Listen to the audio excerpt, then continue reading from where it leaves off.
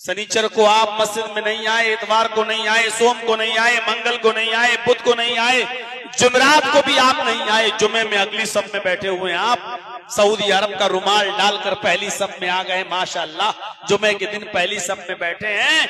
लेकिन जुमे के दिन नमाज पढ़ने आए भी तो ये सोच के आए कि यार जुमे की नमाज भी अगर नहीं पढ़ेंगे तो मोहल्ले वाले ये कहेंगे कि देखो कितना कमीना इंसान है, जुमे तक की नमाज नहीं पढ़ता, अरे कितना बड़ा पाखंडी है, जुमे तक की नमाज नहीं पढ़ता। मेरे भाइयों, आपने जुमा पढ़ा जरूर है लेकिन आपका कबूल नहीं होगा, क्योंकि इस जुमे के दिन की नमाज में भी इखलास नहीं था, नेक नियति नहीं थी। आपने जुमे की नमाज तो पढ़ी है, अमल तो किया है, लेकिन अमले सवाले नहीं किया। ऐसी नमाज को अल्लाह मुंह पे मार देगा। इसीलिए अल्लाह रब्बुल आलमीन ने फरमाया ईमान भी जरूरी है और अमले सवाले भी जरूरी है।